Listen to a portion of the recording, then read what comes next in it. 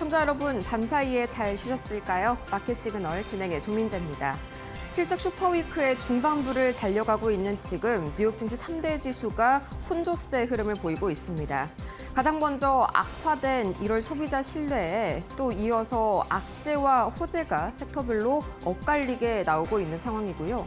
이 와중에 빅테크 실적 발표에 대한 기대감은 여전합니다. 이 때문에 나스닥이 현재 상승 흐름 보이고 있는 뉴욕 증시, 잠시 후에 어떤 일이 있었을지 자세하게 파헤쳐보도록 하겠고요. 마켓 시그널 오늘도 힘차게 출발합니다.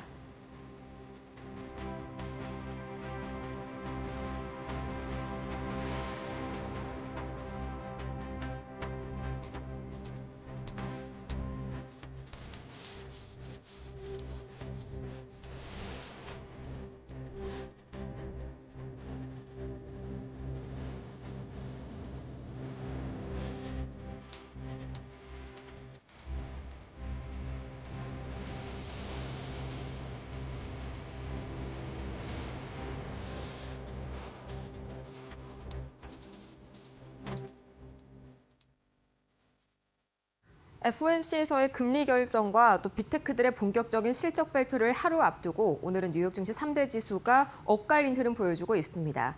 다우와 나스닥이 정반대로 움직이고 있는데 우선 오늘은 금융주들과 또 헬스케어주들, 특히나 보험주들이 잇따라 급락하면서 다우 지수를 거의 0.84% 잡아내리고 있고요. 반면에 빅테크들 실적 발표에 대한 기대감은 여전한 하루입니다. 특히나 오늘 마이크론과 SK하이닉스를 중심으로 메모리 관련주들의 호재가 잇따라서 보도되면서 나스닥은 0.94% 상승 중이고요. S&P 500 전반적으로 봤을 때 0.5%가량 오르고 있습니다. 그렇다면 이렇게 명확하게 갈리는 오늘 시장 이 자금 흐름 바로 히트맵 통해서 보시면 이해가 편하실 겁니다. 빨간불이 하락불이고요. 또 초록불이 상승불인데 오늘은 전반적으로 이 에너지 섹터 그리고 일부 산업재 그리고 빅테크주들 특히나 M7 종목들 위주로 오늘 상승불이 강하게 들어와 있죠. 이 아마존과 애플 또 마이크로소프트 오늘도 역시나 실적 발표 앞두고 강한 움직임 보여주고 있는 가운데 금융주들과 또 헬스케어, 그 안에서도 이 헬스케어 관련 민간 보험사들이 오늘 강하게 급락하면서 다우지수를 끌어내리고 있습니다. 그렇다면 과연 이런 장세를 만든 이슈들 어떤 게 있었을지 저와 함께 세 가지 골라보시죠. 가장 먼저 매크로 지표가 상당히 좀 악화가 됐습니다. 소비자 심리 관련 매크로 지표인데 이 미국 소비자들이 체감하는 경기 상황을 나타내는 지표죠. 미국의 1월 소비자 신뢰 지수가 12년 만에 최저치를 기록했습니다. 팬데믹, 코로나 당시 때보다도 악화된 그런 수치가 나타났는데 뒷장 통해서 자세하게 만나보시죠. 우선 지금 보시면요. 2014년 5월 이후로 거의 12년 만에 최저치를 기록하고 있는 현재 미국의 소비자 신뢰 지수입니다. 상당히 팬데믹 당시와 비교했을 때에도 팬데믹 당시가 이 정도 수준이었는데요. 거기에 비해서도 상당히 많이 떨어진 게 느껴지실 겁니다. 이 자세한 수치로 이동을 해서 살펴보자면요. 이 1월의 소비자 신뢰 지수는 실대치가 84.5를 기록했습니다. 예상치 90 대비해서도 크게 떨어졌고요. 전월비 대비해서도 거의 10포인트 가까이가 떨어지면서 소비 심리가 급격하게 악화된 모습이 눈에 띄었습니다. 특히나 이 소비자 신뢰 지수는요, 크게 하위 항목 두 가지로 나뉘는데요. 첫 번째가 바로 소비자들의 현재 경제 상황 여건을 반영하는 현재 상황 지수. 이것도 거의 10포인트 가까이 전월 대비해서 줄어들었고요. 또 소비자들의 미래 단기적인 경제 전망을 반영하는 기대지수 역시 거의 10포인트 가까이 급락했습니다. 특히나 여기서 중요한 게 이 미래 경제 상황에 대한 전망을 반영하는 기대지수는요.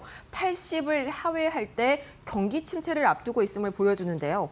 이번 수치가 65.1, 80을 하회하다 못해 15포인트 가까이 크게 밑도는 수치가 나왔었죠. 이 때문에 경기 침체에 대한 우려감이 다시 한번 부각된 뉴욕 증시였습니다.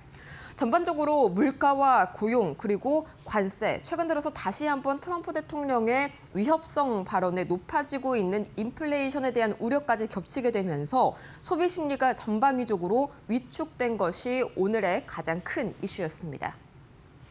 또 종전의 이슈로 한번 넘어가 볼 텐데요. 오늘 헬스케어와 또 보험주들이 굉장히 큰 하락세를 보였었죠. 이 정부 차원의 저소득층을 위한 의료비 지원 프로그램이라고 할 수가 있겠죠. 이 메디케어. 트럼프 행정부가요, 2017년 들어서 이 메디케어에 지급되는 보조금성 이런 액수를 사실상 동결하면서 보험사들의 실적에 빨간불이 켜졌습니다. 다음 장 통해서 조금 더 자세하게 보시죠. 이 민간 보험사들이 트럼프 대통령의 행정부로부터 지급받는 메디케어 이 보조금 이게 큰 폭으로 줄어들 전망입니다.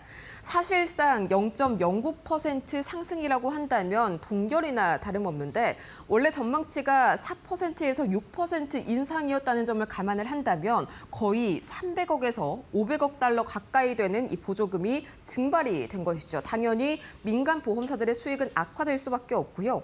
이 때문에 대표적인 민간 보험사인 유나이티드 헬스와 휴메나, CVS 헬스의 주가는 오늘 장중에 18% 가까이 급락했습니다. 여기에다가 한 가지 엎친 데 덮친 격 설상가상으로 이 유나이티드 헬스는 굉장히 실망스러운 매출 전망을 발표했는데 이 전망치가 4,500억 달러 가량이었지만 이 실제치는 이보다도 한참 미달인 4,390억 달러, 전년비 대비해서도 2% 가까이 줄어든 것으로 나타났습니다. 이 때문에 유나이티드 헬스케어는 거의 장중에 20%에 가까운 급락세를 보였고요. 사측은 사업 매각과 또 사업 철수 예정, 무엇보다도 미국 내 가입자 수가 300만 명가량 감소했다는 점을 들면서 전부 다 단기적으로는 해결이 어려운 것에 이번 매출 하락에 요인이 있다라고 지적했습니다. 여기에 또 유나이티드 헬스가 매출 감소를 전망한 것은 거의 10년 만에 처음인데 단기적으로 이 주가가 되돌림이 나오는 것은 조금 어려울 것으로 전망되는 그런 소식들이 연달아서 이어졌습니다. 하지만 오늘 나스닥은 상승세를 보이고 있죠. 특히나 이 반도체, 메모리 관련주들이 굉장히 강한 상승을 보여주고 있는데 오늘 두 가지의 핵심 호재가 나왔습니다. 첫 번째는 마이크론, 두 번째는 SK하이닉스 관련 호재인데 다음 장 통해서 자세하게 보시죠. 우선 대표적인 메모리 3사 중에 한 곳인 마이크론, 싱가포르에요. 메모리치 공장 관련해서 240억 달러, 우리 돈으로 35조 원이라는 막대한 투자 계획을 밝혔습니다. 이 낸드 시설을 건설하기 위한 것인데 참고로 낸드 공급 부족이 장기화될 것이란 전망에 베팅한 행보로 해석을 할 수가 있겠죠. 특히나 2028년 하반기부터 생산이 시작되면서 이때부터 본격적으로 낸드 공급량이 늘 것으로 예상이 되는데 이 트렌드포스는요, 마이크론의 싱가포르 투자 계획이 상당히 과감한 행보라고 밝혔습니다. 삼성전자와 SK하이닉스와는 약간 다른 길을 걷고 있기 때문인데 삼성전자와 SK하이닉스는 낸드에는 좀 상대적으로 투자를 신중하게 해오고 있죠. 디램에 대한 캐파를 좀 늘리는 데 집중하고 있는데 여기에 반대 길을 걷는 마이크론 테크놀로지. 이 때문에 디램 가격과 관련해서 디램의 공급량이 급속도로 늘 것이란 전망은 약간은 현재로서 좀 줄어든 상황이고요. 마이크론은 낸드 쪽에 투자를 집중하겠다고 밝혔습니다. 이어서 SK하이닉스는 미국 쪽에 이 SK그룹사의 모든 AI 투자를 총괄할 만한 법인을 설립하겠다라고 또 밤사이에 밝혔는데요. 이 그룹 계열사에 흩어진 AI 관련 모든 해외 투자 의사결정을 한 곳으로 집중시켜서 총력을 다하겠다는 그런 계획입니다. 이 약 10조 원 규모의 AI 반도체 또 에너지, 데이터 센터 투자 관련 자산을 순차적으로 이관할 텐데 SK그룹 내에 분산된 테라파워 관련 이 투자금도 마찬가지로 차례대로 이관이 될 예정이고요. 이 국내 금산분리 규제와는 무관한 구조로 SK하이닉스의 단순한 이런 단독적인 투자 집중을 위해서 이런 결정이 조만간 이사회를 통해서 의결될 그런 전망입니다. 이 때문에 상당히 오늘 메모리 반도체주들은 좋은 움직임을 보였는데 특징주별로는 어떤 이슈가 있었을지 정보경 앵커와 함께 알아보시죠. 네, 빅테크들의 실적 기대감 속에 3대 지수는 혼조세를 보였는데요. 개별 종목들은 어떤 이슈가 있었는지 지금부터 저와 함께 살펴보시죠. 네, 오늘 첫 번째로 확인해 보실 종목은 아마존입니다. 아마존 오늘 강세를 보이고 있는데요. 유통구조 전략 변화에 대한 이야기가 전해졌습니다. 아마존 고와 아마존 프레시 오프라인 매장을 모두 정리하는 대신에 이 온라인 식료품과 홀푸드마켓 확대에 집중하겠다고 밝힌 건데요. 이 같은 전략 변화가 긍정적으로 받아들여지고 있는 모습입니다. 이 당일 배송 식료품 매출 빠르게 늘고 있고요. 아마존의 인력 감축과 관련해서도 비용 절감과 AI 효율화 차원으로 시장이 좀 해석을 하고 있습니다. 실적 개선 기대가 커지면서 오늘 이렇게 주가를 끌어올리는 모습이고요. 다음 종목으로 엔비디아 확인해 보도록 하겠습니다. 어제 전해드렸던 코어위브 투자 전략과 관련해서 주요 증권사들이 긍정적인 평가를 내놨습니다. 먼저 뱅크 오브 아메리카가 엔비디아가 예상 매출 성장률 42%에도 불구하고 PEG 기준 0.5배에 불과하다라고 하면서 밸류에이션 매력 크다고 평가를 했고요. 여기에 이제 비 라일리도 한마디 거들었는데요. 현재 주가가 약 3년 만에 저평가 구간이라고 분석을 했습니다. 오늘 투심을 지지해주는 모습입니다. 다음으로 애플입니다. 실적 발표를 앞두고 있는 애플이죠. 상승하는 모습인데요. 먼저 JP모건은 아이폰 17 판매 호조를 근거로 목표 주가 315달러로 올렸고요. 모건 스탠리는 수요 강세를 이유로 비중 확대 의견을 유지했습니다. 이렇게 주요 증권사들의 긍정적인 전망에 성능 강화한 에어태그 출시까지 전해지면서 실적 기대감, 투심을 끌어올리는 모습입니다. 세 종목의 주가 흐름 바로 확인해 보시죠. 먼저 아마존이 오늘 2.63% 올랐습니다. 꾸준히 오늘 상승하면서 마감했고요. 다음 종목입니다. 엔비디아는 살펴보시면 상승폭을 조금 줄였지만 1.1% 오르면서 강세로 마감했습니다. 다음 종목이고요. 애플 1.12% 오르면서 마감했습니다. 네, 다음 종목도 살펴보도록 하겠습니다. 자, 이번에 살펴보실 종목은 마이크로소프트입니다. 오늘 마찬가지로 강세를 보이고 있는데 이 모건 스탠리가 애저 성장률이 가이던스를 웃돌 것이다라고 전망하면서 실적 모멘텀을 강조했습니다. 또 생성형 AI와 마이크로소프트 365 코파일럿 수요 확대, 여기에 SK하이닉스의 AI 메모리 단독 공급 기대까지 더해지면서 투심이 개선되는 모습입니다. 다음 종목 테슬라입니다. 오늘 M7 종목들이 대부분 강세를 보이고 있는 가운데 테슬라의 약세가 눈에 띄는데요. 차량 인도량 감소와 이익 전망 하향 등 펀더멘털 부담이 이어지고 있습니다. 리서치 기관인 CFRA는 고평가를 이유로 들면서 매도 의견을 유지했고 경계감을 나타냈는데요. 한편 이 테슬라의 브랜드 가치가 급락했다는 보도도 나왔습니다. 이와 관련한 자세한 이야기는 월가 시그널에서 이어가도록 하겠습니다. 다음 종목 마이크론 테크놀로지입니다. 앞서 말씀드린 대로 오늘 급등이 나와서 소개해드리는데요. 52주 신고가에 근접한 마이크론이고요. 싱가포르에 240억 달러를 투자해서 낸드 공장을 건설하겠다는 계획, 그리고 메모리 공급 부족 가운데 AI용 HBM 수요 확대에 대한 기대감이 부각됐습니다. 윌리엄 블레어가 HBM 수요 장기화를 이유로 투자 의견 아웃퍼폼, 또 목표 주가를 450달러로 제시하면서 주가 상승을 뒷받침했습니다. 오늘 주가 흐름은 어떻게 이어졌는지 살펴보도록 하겠습니다. 먼저 마이크로소프트가 2.19% 올라주면서 강세로 마감을 했고요. 다음 종목도 확인해 보시죠. 테슬라 좀 유일한 M7 종목 중에 약세를 보였습니다. 1% 가까이 내렸습니다. 다음 종목입니다. 마이크론 테크놀로지는 5.44%, 장중에는 6%까지도 급등하는 모습이었습니다. 또 오늘 이슈가 있는 종목들 어떤 게 있는지 확인해 보시죠. 네, 앞서 전해드렸던 유나이티드 헬스케어 오늘 급락하는 모습인데요. 좀 악재가 두 가지 있었습니다. 먼저 4분기 실적이 기대에 미치지 못했고요. 내년 매출 감소 전망까지 나오면서 부담이 커졌습니다. 또 특히나 미국 정부의 메디케어 지급액 사실상 동결 소식이 전해지면서 향후 수익성이 나빠질 수 있다는 우려가 투심을 크게 위축하는 모습이었고요. 월가 시그널에서 자세한 이야기 더 전해드리도록 하겠습니다. 다음 종목은 제너럴 모터스입니다. 실적 호조에 힘입어서 급등했는데요. 4분기 실적이 예상치를 웃돌았고 내년 실적 전망도 긍정적으로 제시가 됐습니다. 여기에 60억 달러의 자사주 매입과 배당 인상 계획까지 발표되면서 주주 환원 기대가 오늘 주가를 끌어올린 모습입니다. 오늘의 마지막 종목 코닝입니다. 오늘 급등한 코닝인데요. 메타가 AI 데이터 센터 구축을 위해서 2030년까지 최대 60억 달러 규모의 광케이블 투자 계약을 체결했다는 소식이 전해졌습니다. 생성형 AI 확산으로 초대형 데이터 센터 수요가 빠르게 늘어나면서 이 코닝의 광통신 사업이 핵심 성장 축으로 부각되고 있는데요. 기대감이 주가에 그대로 반영되는 하루였습니다. 세 종목의 주가 흐름도 바로 확인해 보시죠. 먼저 유나이티드 헬스케어입니다. 장중에 20%까지 급락했던 종목이고요. 19.61% 약세로 마감을 했습니다. 다음 종목 제너럴 모터스고요. 오늘 8.74% 급등하는 흐름 보여줬습니다. 오늘의 마지막 종목이었던 코닝 확인해 보시면 15%가 넘는 그 강세로 마감했습니다. 지금까지 특징주 전해드렸습니다.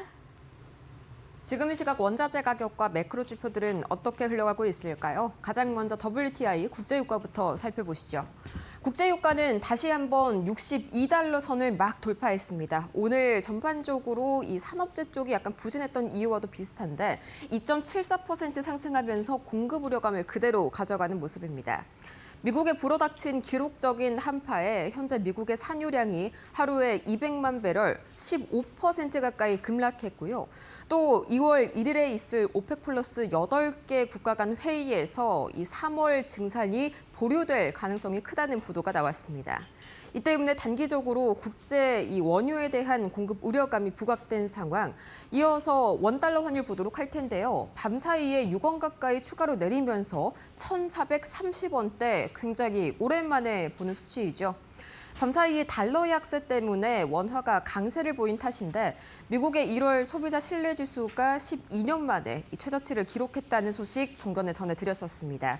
이 때문에 경기 침체에 대한 우려감이 다시 한번 이 달러를 집어삼키게 되면서 원화가 상대적으로 이 평가 절상되고 있는 그런 상황입니다. 이어서 밤사이에 위험자산 선호 심리가 빅테크들에 대한 실적 기대감을 타고 다시 한번 올라가는 분위기였는데요. 이 때문에 비트코인은 88,000달러 선을 잠시 현재 회복한 상황이고요. 금 가격은 계속해서 고공행진을 이어가고 있습니다. 이 5,090달러 선 여전히 돌파한 상황인데 밤사이에는 도이치뱅크가 올해 달러가 약세를 보이게 되면서 금 가격이 6,000달러를 가볍게 돌파할 것이란 긍정적인 전망을 이어나갔고요. 이어서 미국채 10년물과 미국채 2년물은 소폭 엇갈리고 있는데 안전자산에 대한 선호 심리가 단기적으로는 조금 높아지게 되면서 단기물은 좀 낮아지고 있고요. 미국채 10년물의 경우에는 밤사이에 미국채 5년물의 국채 경매가 상당히 예상보다 수요가 부진했습니다. 이 때문에 5년물의 낙찰 금리가 예상보다 올라가게 됐고 이게 미국채 10년물, 장기물의 국채 금리를 끌어올리는 요인이 됐습니다.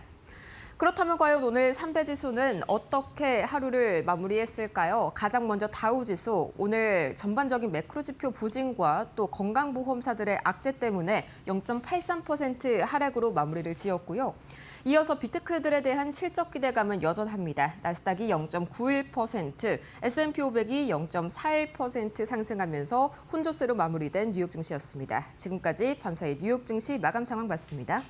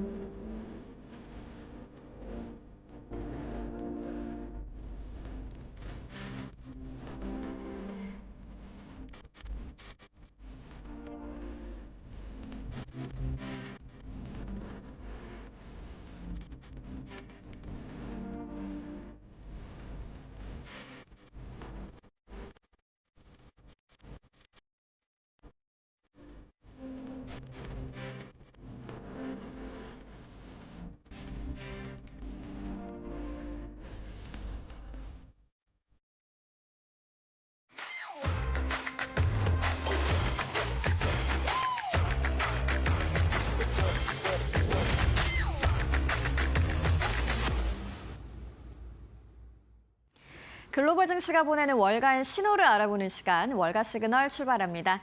첫 번째 소식입니다. 미국 정부가 내년도 메디케어 지급액을 사실상 동결하기로 했습니다. 트럼프 행정부 산하 CMS는 2027년도 메디케어 어드밴티지 지급액 인상률을 0.09%로 제시했습니다. 이는 사실상 동결 수준으로 연간 증가액은 7억 달러에 그칠 전망입니다. 월가가 예상한 4에서 6% 인상 전망을 크게 밑도는 수치인데요. 메디케어 어드밴티지는 민간 보험사가 운영을 맡는 핵심 수익 사업으로 정부는 가입자 1인당 정액을 지급해왔고 대형 보험사의 수익 기반이었습니다. 지급액 동결 소식에 보험주들의 주가는 즉각 급락했는데요. 유나이티드 헬스를 비롯해서 메디케어 비중이 큰 휴메나와 CVS 헬스 역시 급락했습니다. 시장에서는 보험사 마진 압박이 중장기 리스크로 부각됐다는 평가가 나오고 있습니다. 미국의 1월 소비자 신뢰지수가 2014년 이후 최저치를 기록했습니다. 컨퍼런스 보드가 발표한 미국의 1월 소비자 신뢰지수는 84.5로 급락했습니다. 소비 심리가 1월 들어서 급격히 얼어붙은 건데요. 전월 대비 9.7포인트 하락하며 2014년 이후 최저 수준으로 시장 예상치인 90.9도 크게 밑돌았습니다. 고물가 부담이 이어지는 가운데 고용 둔화 우려가 동시에 확산된 영향입니다. 향후 6개월에 반영하는 기대지수는 지난해 4월 이후 최저치로 내려갔고 현재 경기 상황을 보여주는 현황지수도 약 5년 만에 최저 수준입니다. 특히 일자리를 구하기 어렵다는 응답 비율이 2021년 이후 최고치로 상승했습니다. 소득 증가 기대는 약화됐고 여행, 자동차, 가전 등 고가 소비를 미루는 움직임이 나타났습니다. 35세에서 54세 핵심 소비 연령층과 연소득 5만 달러 이상 가구의 체감 경기 악화가 두드러졌는데요. 물가, 노동시장, 정치, 의료비 부담이 소비 심리를 짓누르면서 미국 소비 둔화가 실물 경기로 이어질지 시장의 경계감이 커지고 있습니다. 트럼프 대통령의 한국 관세 발언이 다시 한번 시장을 흔들고 있습니다. 백악관은 관세 재인상 배경으로 한국이 약속을 이행하지 않았다고 공식 설명했습니다. 트럼프 대통령이 한국에 대한 관세를 25%로 되돌릴 수 있다고 밝힌 건데요. 앞서 한미는 한국산 자동차 등 품목 상호 관세를 25%에서 15%로 낮추는 데 합의한 바 있습니다. 대신 한국은 3,500억 달러 규모의 대미 투자를 약속했는데요.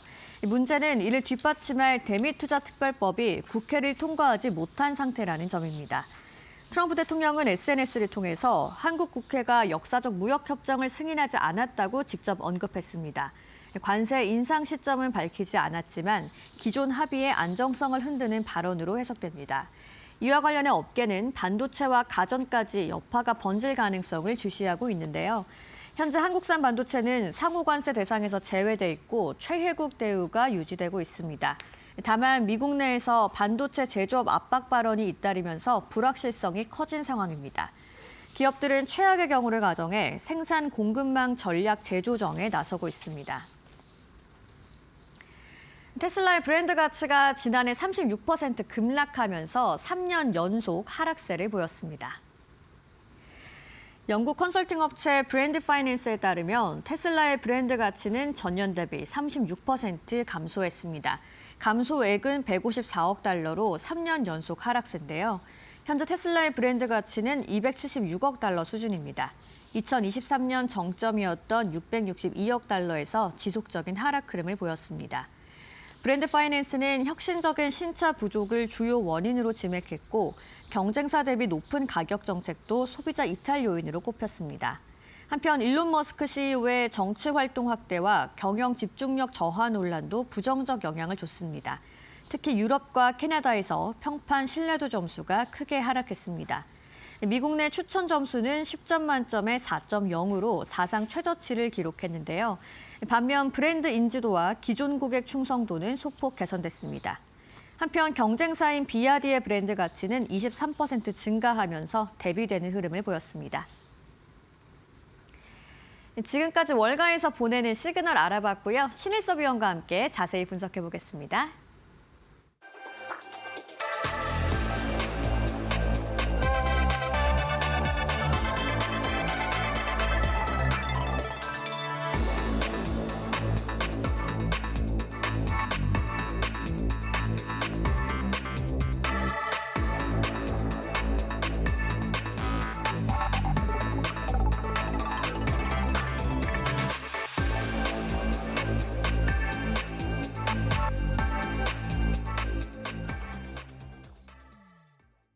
네, 미국 정부가 사실상 내년도 메디케어 지급액을 동결하기로 했다는 이슈를 오늘 처음으로 전해드렸습니다.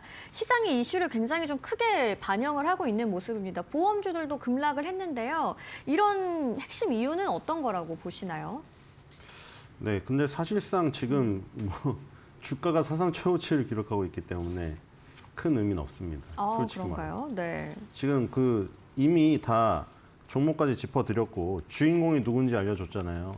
제가 주인공이 누군지 알려줬기 때문에 거기서 팬 사인 받으시면 되거든요. 지금 금강 얘기도 했고 금강 러시가 펼쳐지고 난 다음에는 청바지 랜턴 뭐 글로 간다고 다 저희가 비유도 다 얘기했고 그랬죠. 이미 네. 장비주들하고 지금 TSMC 얘기 이미 드렸잖아요. TSMC랑 ASML, 네덜란드 ASML, ADR로 상장된 거, 그다음에 어플라이드 머티리얼즈나 랩리서치 지금 그게 매그니피센트 7이 가던 속도로 지금 가고 있잖아요.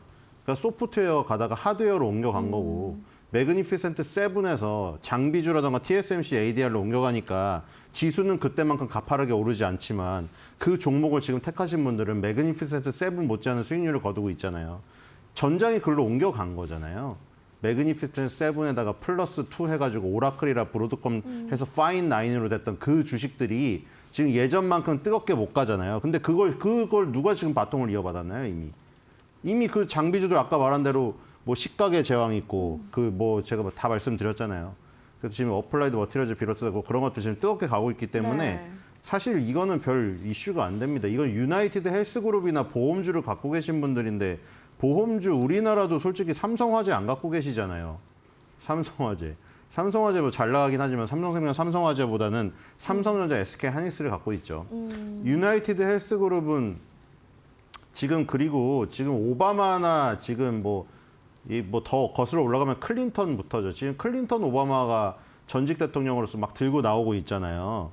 왜냐면 지금 하도 트럼프가 하는 어떤 행동들에 대해서 민주당 지지자들이나 지금 클린턴 오바마는 지금 네. 반대를 또 하고 있기 때문에 뭐 IC의 어떤 폭력적인 진압이라든가 이런 부분에서 근데 이것들이 다 바이든까지 이어지는 어떤 정책들이거든요.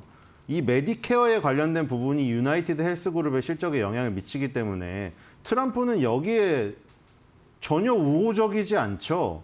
유나이티드 헬스그룹 같은 주식 같은 경우에는 트럼프 행정부 하에서는 굉장히 불리하죠.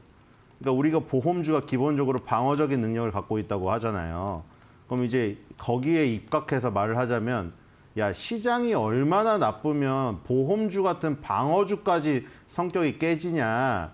그러니까 방어주적인 성격이라는 건 거북이 등껍질 같은 주식이거든요. 거북이 등껍질 같이 단단해서 주식이 하락을 해도 방어적인 능력을 보여줘서 플러스를 기록을 해요. 근데 지금은 그 상황이 아니잖아요. 지금 S&P 500이 사상 최고치를 경신하고 있는 상황인데 지금 아까 논리가 말이 안 돼. 그 논리가 맞으려면 지금 시장이 폭락했는데 유나이티드 헬스그룹 같은 방어주들이 방어를 했다. 이렇게 뉴스가 나와야 되는데 지금 어제는 S&P 500이 최고치를 경신했는데 네. 방어주적인 성격을 가진 유나이티드 헬스그룹이 방어를 쳤다. 이렇게 워딩을 짤 수가 없어요. 짤려면은 어제 주가가 폭락을 했어야죠. 그러니까 지금 이거는 유나이티드 헬스그룹에 대한 부분이죠. 그냥. 네. 그렇다면은 이제 말씀하신 것처럼 주가는 사상 최고치고 또 포커스를 두고 있는 종목들이 따로 있기 때문에 시장의 충격은 크지 않을 거라고 보신다는 얘기인데 그럼에도 불구하고 오늘의 이슈가 중요한 게 있다면 어떤 걸까요? 뭐 중요한 게 있다면 유나이티드 헬스그룹을 가지신 분들 그런 부분이죠. 뭐 관련한 이제 뭐 보험 관련주들이 다 급락하지 않았습니까? 뭐 휴마나라든지 그렇죠. 좋을 수가 없죠. 지금 바이든 뭐 맨날 얘기를 뭐라고 합니까? 파월하고 바이든 두 명이 대표적으로 트럼프가 비난하는 인물들 아닙니까? 바이든은 뭐라고 하죠? 별명이 뭐예요? 별명이. 트럼프가 붙인 별명이 있잖아요. 네. 바이든 보고 맨날 뭐라고 부르나요? 어떤 거죠? 말씀해 주시죠. 슬리피 조라고 부르죠. 네. 슬리피 조. 조는 바이든. 네. 그다음에 파월은 뭐라고 하나요? 멍청한 파월. 그거잖아요. 졸린 조, 멍청한 파월이잖아요. 그러니까 바이든은 맨날 졸다가 자기가 사인 안 하고 로봇으로 사인했다는 거 아니에요. 전부 다 트럼프 입장의 주장이. 지금 트럼프가 주장하는 거는 바이든이 사인한 게 다 무효다. 네. 로봇이 했기 때문에 바이든이 직접 사인 안 해서 맨날 그래서 트럼프가 자랑하는 게 그거잖아요. 자신의 멋있는 사인. 그래서 이재명 대통령도 가가지고 그거 사인 너무 멋있네요. 볼펜 요걸로 하세요 해가지고 그 볼펜 탐내가지고 트럼프가 가져갔잖아요. 근데 어쨌든 간에 지금 이 바이든 정권 때 했던 이런 정책들 있잖아요. 네. 무슨 태양광 보조금 정책, 전기차 무슨 세액공제, 그리고 이런 그 우리나라로 따지면 이런 건강보험 재정에 관련된 지원 정책들 네. 이런 것들을 다 없애고 되돌리고 있던 것마저 폐지하기 때문에 유나이티드 헬스그룹을 비롯해서 보험주들은 상당히 지금 불리한 입장이죠. 네. 지원금이 아예 안 들어오는 상태예요. 그러니까 지금 요 그 유나이티드 헬스그룹이 또 보시면은 그 낸시 펠로시 추적기라고 있잖아요. 아니 그러니까 우리나라도 이런 게 있어야 되는데 낸시 펠로시 그 지금 이게 네. 안 먹어요. 낸시 펠로시 그 들어오기 전에 고장 났어요. 그래가지고 네. 전체하면 안 되는데 낸시 펠로시 추적기라고 있거든요. 근데 이 낸시 펠로시가 그 트럼프랑 완전 적대적인 관계에 있는 그분이잖아요. 근데 웃긴 게 이 이중적인 자꾸 이 스탠스를 취하니까 네. 아니 트럼프를 욕하는데 트럼프가 추천하는 주식을 사가지고 수익을 많이 봤어요. 남편분하고 돈을 많이 벌었단 말이에요. 그래서 낸시 펠로시 추적기라고 아예 생겼거든요. 이 계정이. 근데 이 낸시 펠로시를 추적하는 이 계정이 또 추적을 했는데 미국 하원의원 케빈 허니 네. 유나이티드 헬스그룹 주식 50만 불을 전량 매도를 쳤죠. 네. 그러니까 이미 예상이 되고 있었던 거죠. 유나이티드 헬스그룹 주식을 전량 매도를 한 이유가 뭔가 이미 미국 알고 하원의원이 있었다. 네. 미공개 정보를 이용한 것인가. 예, 물론 이분은 불법은 아니에요. 이거 다 여기 공시가 되어 있는 상태인데 자 그래서 이미 알고 빠진 거 아니냐.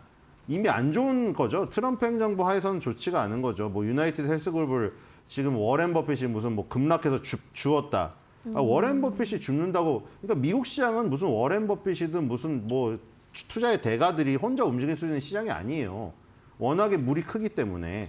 어쨌든 간에 지금 뭐 장기적으로 봤을 때는 매수를 할 수 있는 기회인지 모르겠지만 지금 상황에서는 굉장히 지금 좋지 않은 상황이다. 그래서 유나이티드 헬스그룹, 휴마나 이런 같은 그 결을 가진 보험주들은 다 급락을 맞이했습니다. 맞습니다. 뭐 보험주에 리스크가 생겼다라고 봐도 될 것 같은데 좀 그렇다면은 뭐 미 증시보다도 또 국내 증시로 한번 눈길을 돌려보면 뭐 개인 투자자 심리에는 좀 이게 전이가 될 가능성이 있을까요? 아 근데 이게 지금 그러니까 시장이 안 좋아야 이게 아까 그게 먹히는데 지금 시장이 너무 세기 때문에 지금 사실 그쵸 한국전력 같이 변신했으면 모르겠어요. 우리나라처럼. 우리나라 한국전력 같은 유틸리티. 네. 그러니까 기본적으로 제약, 음식료, 그다음에 보험주, 아니면 유틸리티 같은 그런 전력 기본적인 거죠. 이게 방어적인 성격을 가진 방어주거든요. 그러니까 그게 의미가 뭐냐면 아무리 어려워도 써야 되는 것들. 사람이 살면은 써야 되는 것들 있죠. 아니 아무리 어려워도 영화는 안 보고 데이트는 안 즐기고 뭐 공연은 안 보더라도 기본적으로 먹고 살아야 될 건 아니에요. 네. 삼시세끼 중에 한 끼라도 먹어야 되죠. 하루에 한 끼라도 먹어야 되고. 노인분들 당장 당뇨 걸려가지고 지금 만약에 인슐린 안 맞으면 죽는데 그러면 죽을 수는 없잖아요. 그럼 약을 맞아야 되고. 그다음에 기본적으로 전기 아무리 어려도 전기 끊겨가지고 덜덜덜 떠다가 추위를 죽으면 안 되잖아요. 그러니까 기본적으로 그런 것들이 방어주란 말이에요. 근데 아까 한국전력은 지금 어떻게 됐나요? 한국전력은 방어주의 탈을 깨고 나왔잖아요, 지금. 네. 30년 만에 박스권을 돌파했다고 한국전력이. 근데 그래서 맨날 옛날에 얘기 나온 건 뭡니까? 이번 정권에서는 전력요금을 올려줄까 말까, 전기요금 올리면 우리 큰일 나는데 4인 가족 지금 30만 원, 50만 원 나오게 생겼는데 전기장판 틀었다가 이런 걱정하지 않았어요? 근데 한국전력 주식을 갖고 있어. 나는 4인 가족 30만 원 나면 우리 당장 어려운데 하지만 한국전력 주식을 갖고 있으니까 한국전력 주식이 오르겠지. 항상 거기에 연동된 걸 생각했잖아요. 근데 지금 무슨 모멘텀으로 가고 있나요? 해외에서 원전 수출이 된다는데 한국전력, 한국수력원자력이 지금 잘 되는 거 아니야? 그러니까 지금 성장주로 변신해서 그렇게 된 거고 지금 유나이티드 헬스그룹이나 휴마나는 성장주로 변신할 건덕지가 없죠. 얘네가 무슨 해외에서 사업을 해가지고 뻥 터트리는 것도 아니고. 그러니까 내수 방어주란 말이에요. 그러니까 아까 말했더니 내수 방어주는 지수가 빠질 때 방어 능력을 보여주는 거죠.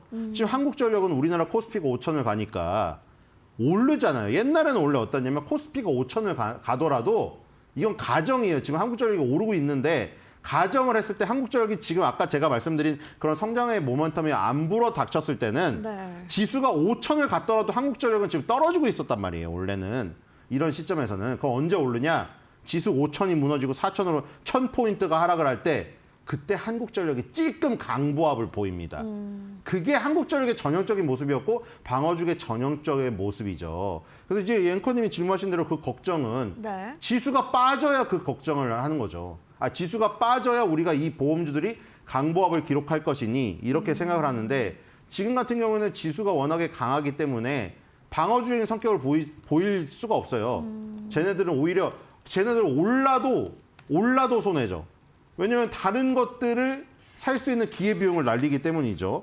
그래서 이제 보험주를 막 저렇게 많이 갖고 계신 분들이 있을 것인가. 물론 이 미국은 유나이티드 헬스그룹 같은 게 이 지금 존재감이 크죠.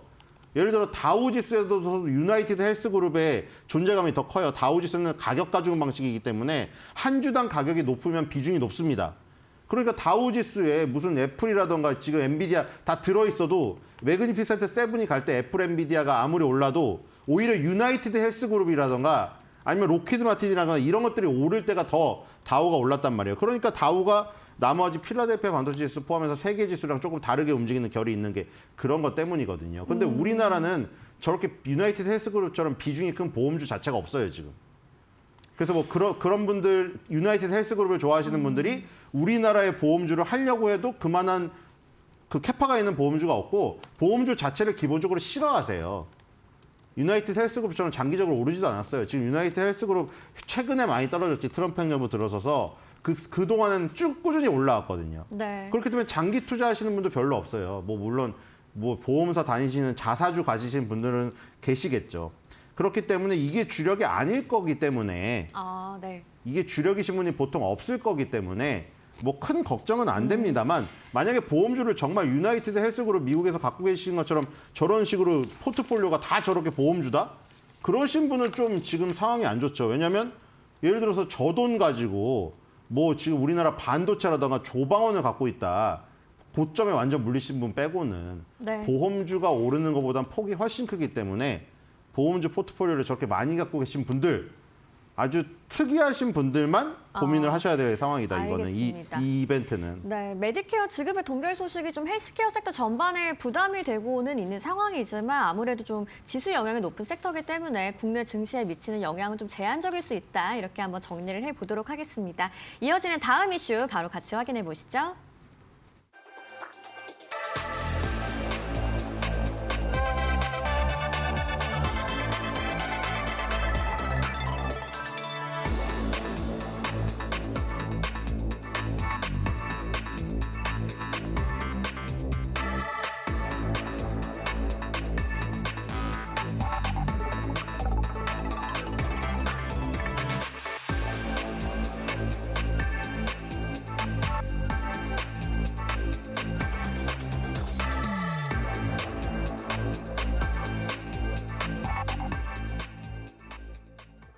네, 미국의 1월 소비자 신뢰지수가 2014년 이후 최저치를 기록을 했습니다. 미국의 소비 심리가 1월 들어서 급격히 좀 얼어붙었다고 볼 수 있을 것 같은데요. 이 상황을 좀 어떻게 해석을 하고 계시나요? 네, 뭐 그 소비자 신뢰지수라던가 미시간대 소비자 심리지수 그 두 개, 아까 뭐 그때 자세히 설명했잖아요. 이제 가계 설문조사 하는 거는 미시간대 소비자 심리지수, 컨퍼런스 보드의 소비자 신뢰지수가 있다. 그 다음에 이제 뭐 PMI라고 해가지고 그 기업의 네. 구매 담당자한테 물어보는 것들이 있잖아요. 그게 S&P에도 있고 아니면 지금 미국 공급관리자 협회에서 발표하는 거 있고 이렇게 크게 네 가지가 있는데 이게 다 그렇죠. 소프트 데이터로 사람의 마음이기 때문에 네. 갈대 같은 거다. 이것들이 이제 실제로 이제 빅데이터, 하드 데이터로 굳혀지면 그게 이제 더 중요하다고 했는데 뭐 GDP도 좋게 나오고. 네. 그리고 지금 사실 이거를 막 크게 분석할 필요가 이게 분석해가지고 이제 좀 나중에 이제 어떤 그 요 지식에 쌓는 지식을 쌓는 도파민으로서 한다면은 문제가 안 되겠는데 이게 사실 지금 주가가 지금 사상 최고치를 기록하고 이렇기 때문에 큰 영향은 또 없다. 왜냐면 지금 보시면은 이거 말고도 여러 가지 있었잖아요. 졸트도 있었고 기업의 어떤 구인공고 수라던가 아니면 미시간대 소비자 심리지수도 있었고 컨퍼런스 보드 소비자 신뢰지수도 있었고 다양한 지표가 다 있었죠. 있었는데 네. 지금 거기서 나온 내용들은 뭐였나요? 부인 공고 수가 너무 적다. 네. 그리고 자발적 퇴직자 수도 적다. 그러니까 그건 무슨 얘기냐? 기업도 자신감이 없고 자발적으로 퇴직해서 나가려고 하는 고용자들의 자신감도 없다. 그렇죠? 그리고 가계의 신뢰 지수도 떨어지고 있다. 이렇게 나오는데 막상 주식은 사상 최고치라 우리가 지금 이게 사실은 근본적으로 얘기를 해가지고 지금 주식을 해가지고 수익을 거두려고 하는 거잖아요. 근본적인 이 목적이 이런 방송을 보시는 것도. 네. 그렇기 때문에 제가 여기서 아무리 물론 그 의미는 있습니다. 여러분들 이런 거를 공부해가지고 나중에 만약에 그 시장이 안 좋게 나오거나 이랬을 때 요런 부분이 요렇게 영향을 미쳤구나. 이렇게 분석을 하거나 아니면 내가 이제 그 근본적으로 그냥 지식에 대한 어떤 궁금증들이 있잖아요.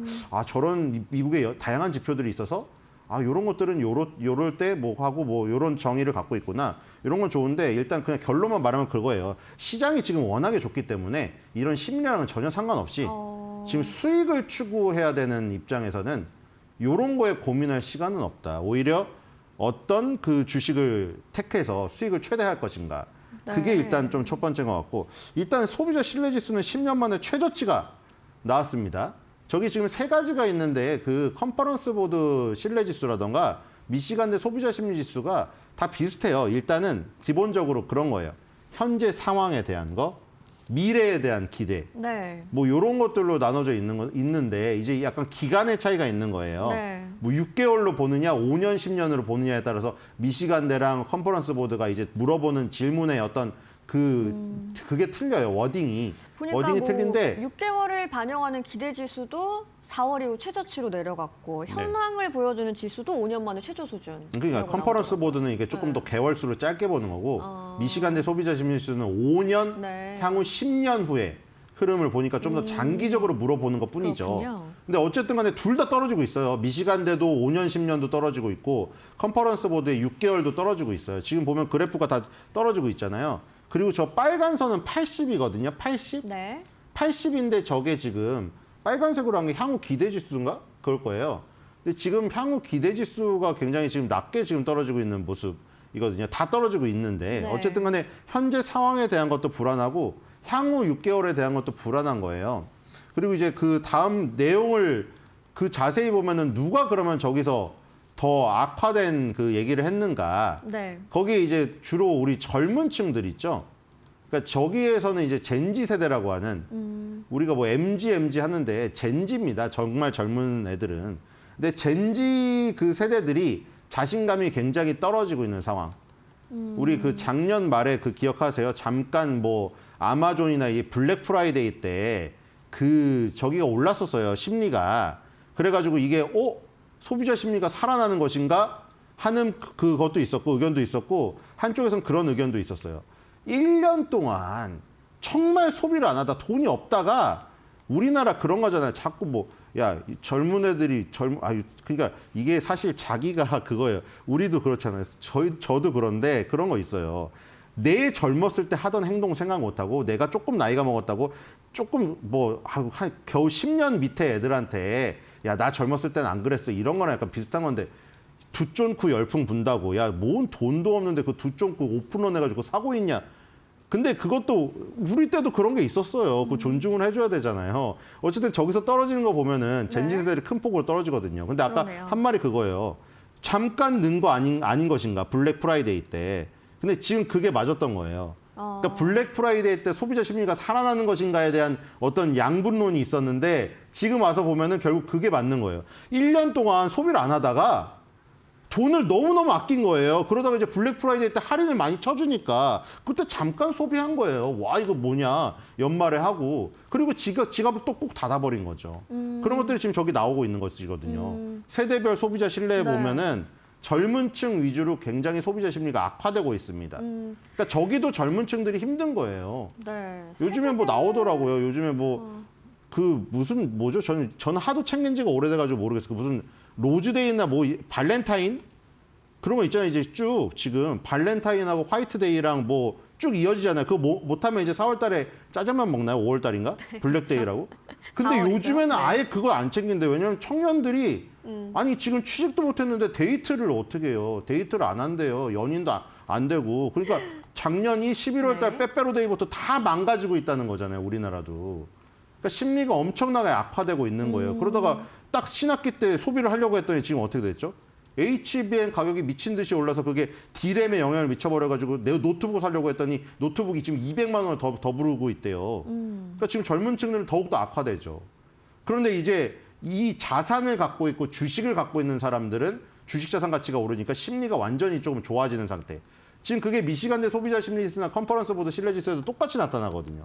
주식을 갖고 있거나 상류층들 그리고 공화당 지지자들은 굉장히 지금 심리가 좋아요. 그런데 민주당 지지자들 그리고 젊은 세대, 주식을 갖고 있지 않은 세대 이런 쪽은 심리가 엄청나게 나빠지고 있습니다. 저기 나오고 있잖아요. 저거 미시간대 소비자 심리지수도 신뢰도에 대한 얘기가 나올 때 자꾸 저 얘기가 나오는데 컨퍼런스 보드도 정치 성향별로 저렇게 분류를 해놔요. 맨 위가 공화당 지지자들이거든요. 안 떨어져요. 왜냐하면 공화당 지지자들은 그러니까 이게 아까 제가 계속 말했는데 이게 약간 변질되고 있다. 요런 걸 통해서 자기 정치 성향을 드러낼 수 있는 기회니까. 밑에는 중도층하고 민주당 지지자층이에요. 지금 하락을 하고 있는 게 아까 전에 보시면은 네. 컨퍼런스 보드 신뢰지수 대표적으로 헤드라인에 언론에 발표된 그래프랑 비슷해 보이죠. 그러니까 주도해서 끌어내린 게 저쪽이에요. 민주당 지지자들은 조금 더 악화되게 내가 나쁠 수도 있어요. 진짜 나쁠 수도 있는데 더욱더 악화되게 말하는 거죠. 6개월 뒤에 우리 가계 상황은 망했습니다. 근데 공화당 지지자들은 지금 집안이 만약에 가세가 기울고 있다고 하더라도 만약에 그 답변은 저렇게 하는 거죠. 아니요. 우리 너무 괜찮은데요. 6개월 뒤에 더 괜찮을 것 같아요. 계속 저게 버티고 있는 거죠. 네, 아무래도 좀 이런 미국 소비 둔화를 나타내주는 지표가 실물 경기로 이어질지 경계감이 커질 수밖에 없는 상황이라고 볼 수 있을 것 같은데 뭐 국내 증시에도 그렇고 시장에 미치는 영향은 좀 어떨 거라고 보시나요?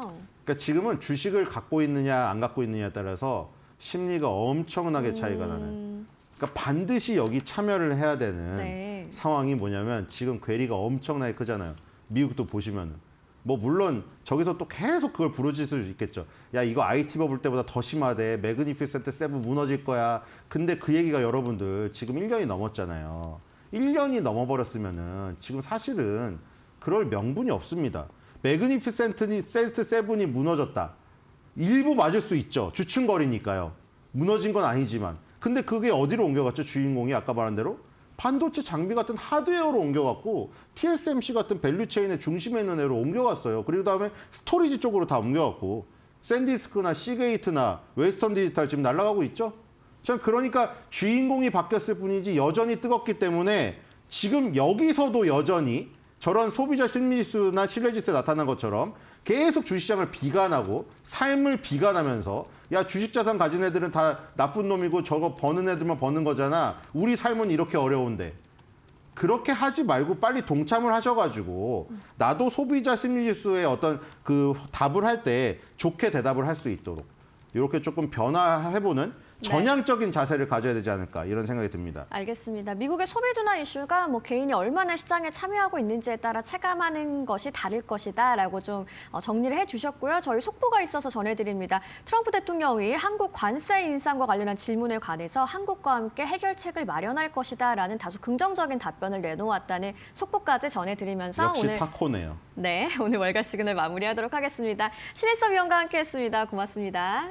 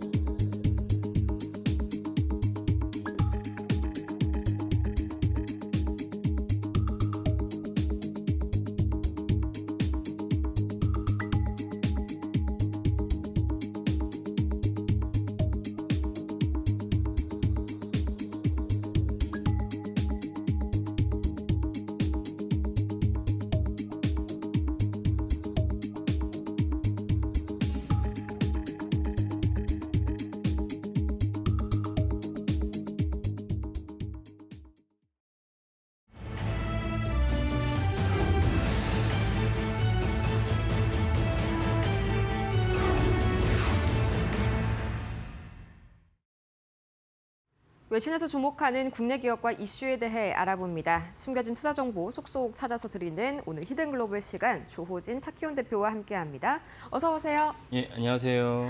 네, 우선 가장 먼저 오늘 굉장히 핫한 소식들이 또 차례대로 준비가 되어 있다고 들었습니다. 가장 먼저가 마이크론 관련된 뉴스를 또 찾아오셨다고요. 예.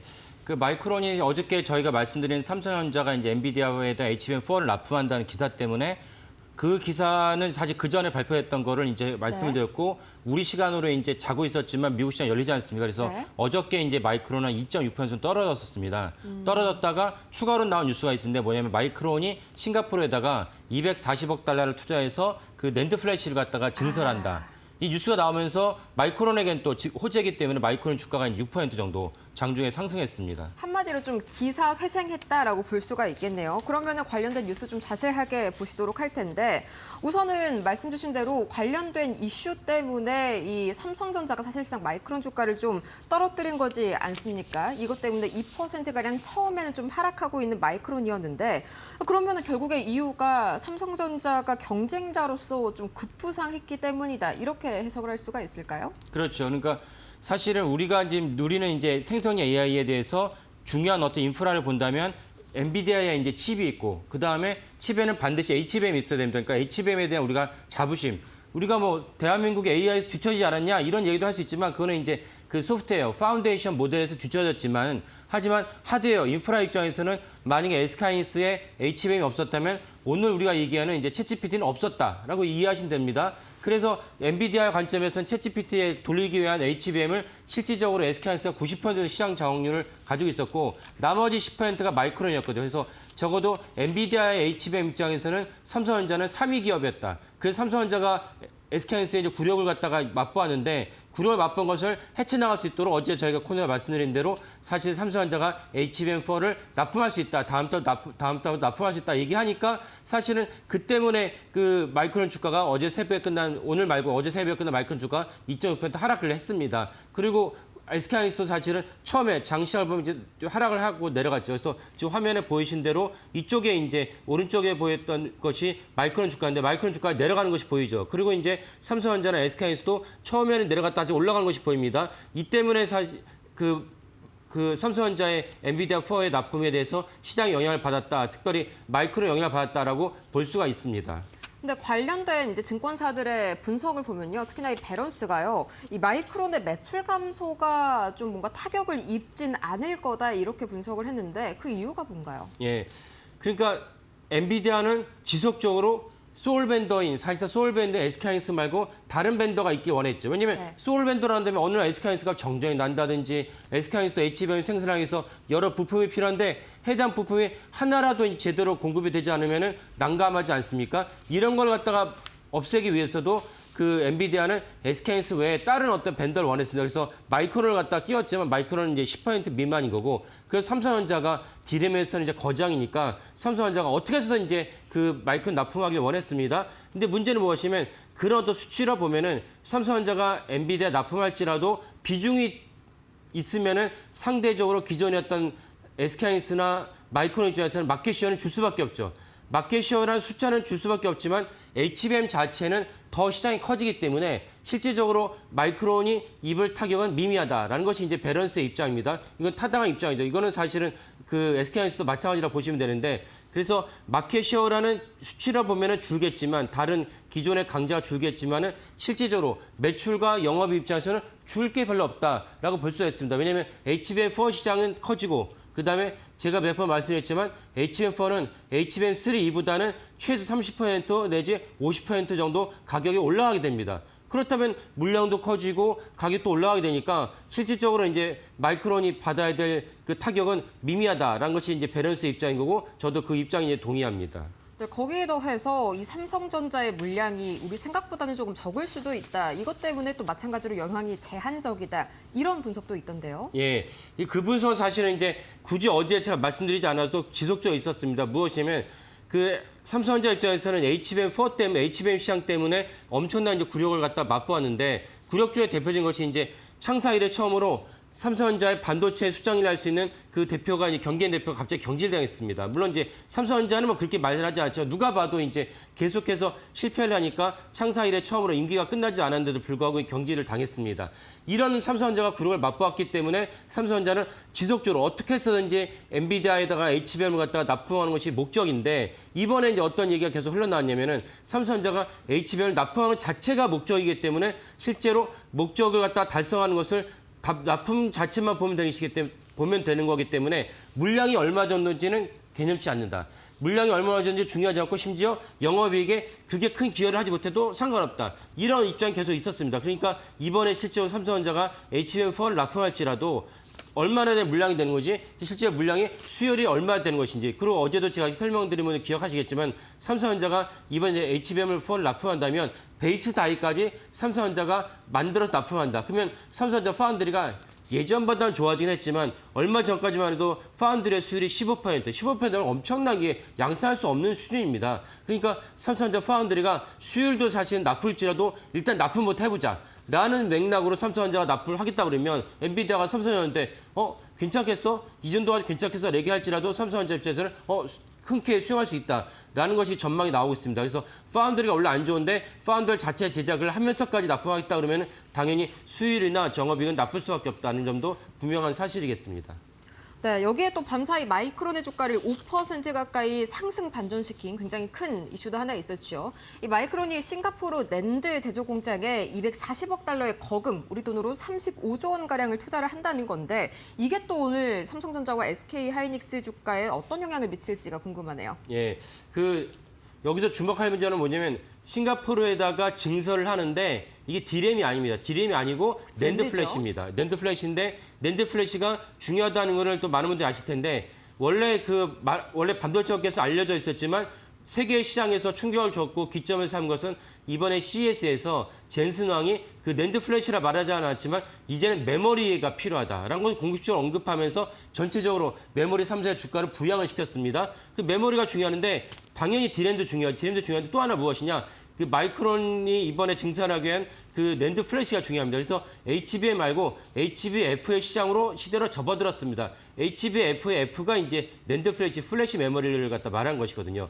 그래서 그 마이크론이 낸드 플래시 관점에서는 이제 4등 내지 5등 기업입니다. 그러니까 1등 기업은 삼성전자고 2등 기업이 이제 하이닉스인데 3등이 이제 일본의 키옥시아입니다. 그러니까 3등의 키옥시아에 대한 지분율을 10위까지 합치면은 이제 SK하이닉스가 30% 넘게 갖고 있기 때문에 실질적으로 경영권을 행사할 수 있는 그런 점유율입니다. 그렇다면 SK하이닉스 입장에서는 키옥시아의 물량까지 합치면 실질적으로 1위 기업입니다. 낸드 플래시 1위 기업이거든요. 그러니까 1등, 2등 제외하고 마이크론이 3등, 4등 기업이기 때문에 이런 관점에서 마이크론이 과감하게 삼성전자를 제치고 아니면 삼성전자 격차를 줄이기 위해서 싱가포르에 무려 이제 35조를 투자했다고 보시면 되겠고 투자했다는 것은 경영진이 그냥 한마디로 선심스레 투자하는 것이 아니거든요. 무슨 말이냐? 낸드 플래시 시장이 열리고 낸드 플래시 열린 시장에다 자신의 어떤 먹거리를 창출하기 위해서 투자하는 것이기 때문에 이 점은 사실 오늘 주가가 오늘 개장을 한다면 하이닉스나 삼성전자에서 호재가 되지 않을까 싶습니다. 네, 호재가 될 것이다. 이게 2018년 하반기부터 좀 생산 개시가 이루어진다고 하는데 이것 때문에 낸드 가격이 좀 하락할 여지는 있지 않나 이런 걱정도 드네요. 예,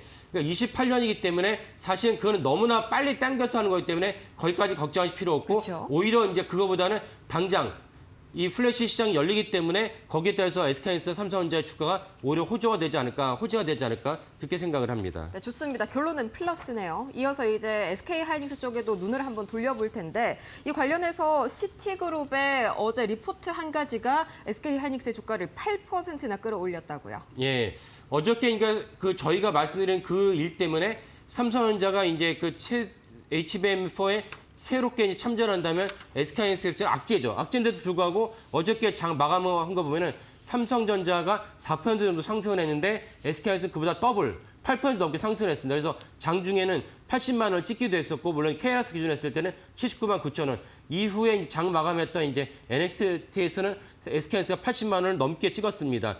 여기를 이렇게 점게 찍었던 근본적 이유는 지금 보신 시티그룹의 리포트가 이제 알려지면서 그 SK하이닉스가 80만 원을 찍었는데 80만 원 숫자는 엄청난 숫자이긴 합니다. 그래서 그 가장 근본적인 이유는 무엇이냐? 시티그룹이 원래 90만 원이었던 목표 주가를 140만 원. 야, 그만. 저는 뭐 140만 될 거라고 뭐 누차 말씀드렸습니다. 누차 말씀드린 것과 실제로 이 영향력 있는 외국계 증권사가 140만 원 제시한 건 다릅니다. 140만 원 가장 높은 수치라고 볼 수 있는데 그 140만 원 제시한 수치를 갖다가 근거가 있는데 하나 살펴보면은 SK하이닉스가 왜 140만 원을 갖다 제시한지를 알 수가 있고 SK하이닉스가 앞으로 더 달릴 수 있겠구나라는 생각도 들게 합니다. 네, 90만 원에서 140만 원이면 뭐 거의 절반 가까이 올렸다라고 할 수가 있겠죠. 정말 어마어마한 목표치 상향인데 이 굉장히 독특한 게요. 시티그룹이 SK하이닉스의 정체성을 그냥 메모리 기업이 아니라 TSMC로 규정했다 이런 문구가 있던데 이 점이 참 좀 특이하게 다가옵니다. 예, 맞습니다. 그래서 제가 이제 그 몇 번 말씀드렸지만 HBM4가 가진 상징성이 있습니다. 상징성이 있고 영향력이 있는데 그게 무엇이냐면 HBM3E에서 기술적 난이도가 더 높아진 데 있지만 더 추가로 뭐가 있냐면은 HBM4는 고객 맞춤형 HBM입니다. 그러니까 뭐 각 회사 마이크론이라든지 그다음에 삼성전자가 고객 맞춤형으로 HBM4를 갖다가 해야 되는데 뭐 예를 들면은 뭐 엔비디아도 당연히 필요하지만 AMD도 필요하고 구글도 필요하고 뭐 많은 분들이 아시겠지만 테슬라도 필요합니다. 일론 머스크도 필요하니까 고객 맞춤형으로 이제 HBM4를 갖다가 양산해야 되는 것이 특징입니다. 그러면은 단점 생각했을 때 여러분들이 입는 양복을 갖다가 기성복이 있고 테일러 메이드가 있습니다. 그러니까 맞춤형 양복이 있습니다. 그러면 어떤 양복이 더 비쌉니까? 고객 맞춤형 양복이 더 비쌉니다. 기성복보다는. 그런 관점에서도 HBM4를 갖다가 고객 맞춤형으로 양산하고 생산한다면은 기존에 했던 HBM3E보다는 아까 말씀드린 대로 그 기술적 난이도도 높지만 고객 맞춤형으로 제시하다 보니까 거기에 따라 단가를 더 높게 부를 수밖에 없습니다. 그래서 HBM4가 HBM3E보다는 30에서 50% 더 높게 부를 수밖에 없는 그런 어떤 구조적인 생태계를 갖다 조정했다. 이래서 시티그룹이 여기에 초점 맞춰서 HBM4에서 제일 강자라고 볼 수 있는 SK하이닉스를 갖다가 과거와는 다른 시각으로 봐야 되는데 그게 무엇이냐? TSMC다. TSMC는 다 고객 맞춤형에 따라서 이제 생산하지 않습니까? 그렇다면 고객 맞춤형이기 때문에 더 높은 밸류 갖다가 부여해야 된다라고 이제 분석하는 것이 이제 시티그룹의 입장입니다. 네, 이렇게 실적 발표를 앞두고 전방위적으로 좋은 리포트들이 좀 쏟아지고 있는 SK하이닉스인데 여기에 위험 요소가 좀 도사리고 있지는 않을지 그리고 아직까지도 이 메모리 시장에 대한 초과 수요 전망이 좀 여전한지 이 두 가지를 좀 점검하고 넘어갈까요? 예. 그렇습니다. 그 부분도 사실 시티그룹의 리포트도 있는데요. 시티그룹은 위험 요소로 이제 두 가지를 제시했는데 하나 무엇이냐면 가장 큰 이 빅테크의 수를 이 메모리 시장 수를 만든 것은 빅테크 아닙니까? 네. 물론 이제 보고서에서는 하이퍼스케일러라 말했지만 이 빅테크의 수요가 줄어든다면 시장의 수요가 줄어든다면 이 SK하이닉스의 어떤 전체적인 이제 매출과 주가도 떨어질 수밖에 없지 않냐고 당연한 얘기죠. 근데 그런 관점에서는 사실 그건 하나의 없는 것을 갖다가 혹시나 모르는 만에 하나, 만분의 1 정도의 가능성으로 이제 제시한 것이 실질적 영향력이 없다. 왜냐하면 모든 빅테크들이 사활을 갖다 두고 내가 빚을 내면서까지 사실 투자를 갖다가 계속 하고 있기 때문에 그런 일은 없다라고 보시면 되겠고 또 다른 것은 무엇이냐? 결국 이제 그 전체적으로 했을 때 국가적인 차원에서 그 지정학적 요인이 있습니다. 지정학적 요인을 한다면 뭐 당연히 뭐 트럼프 대통령이 지금 중동에다 항모를 갖다가 이제 전개를 했죠. 이란을 갖다가 전쟁을 벌이지 말지 이제 결정하는 임박한 순간인데 이렇다면 단기적인 시장 충격이 있을 수 있습니다. 뭐 이런 단기적인 시장 충격은 우리가 수익률 창출 기회를 삼아야 되는데 어쩌면 지정학적인 위험 요소가 있다면 그것도 이제 메모리 입자나 HBM이나 생성 AI 입장에서 안 좋은 것은 분명한 사실이다라고 이제 시티그룹이 적시를 했습니다. 네, 여기에 또 밤사이에 이 SK하이닉스가 미국의 AI 투자법인을 설립 중이라는 긍정적인 호재 한 가지까지 추가로 들려왔었죠. 오늘 SK하이닉스의 주가를 눈여겨봐야 하는 이유들이 굉장히 많이 기다리고 있는 것 같습니다. 지금까지 조호진 타키온 대표와 함께 자세한 이슈들 분석해봤습니다. 좋은 말씀 고맙습니다. 예, 감사합니다.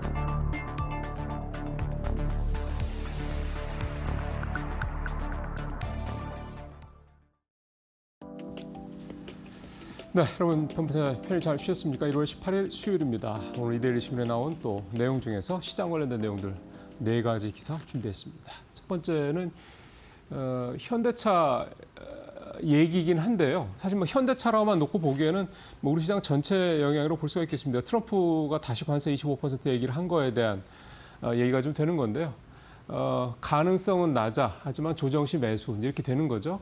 이거 현대차만 놓고 보면 이 제목 내용이 좀 시장의 반응이라고 볼 수가 있겠습니다. 어제 사실은 프리마켓에서 4%대, 그다음에 장 초반에 5% 초반까지 이제 현대차를 비롯한 현대차 관련 계열사들 낙폭이 좀 커졌다가 사실은 장 마감 때는 1% 전후까지 좀 줄었고요. 현대차 같은 경우는 결국 어제 종가로는 0.8% 정도, 기아는 1% 조금 넘게 하락을 하면서 마감돼서 사실상 낙폭을 뭐 거의 대부분 좀 줄이면서 보합권 정도로 마감됐다 해도 뭐 크게 틀린 말은 좀 아닐 것 같습니다. 근데 장 초반 상황을 생각을 하면 심리적으로 부담이 좀 되는 건 분명한 것 같고요. 그 다음에 또 그동안 현대차라든가 현대차 계열사 뭐 기아든 뭐 모비스든 글로비스든 주가가 단기에 뭐 거의 50%에서 100% 사이에 아주 급등을 했었죠.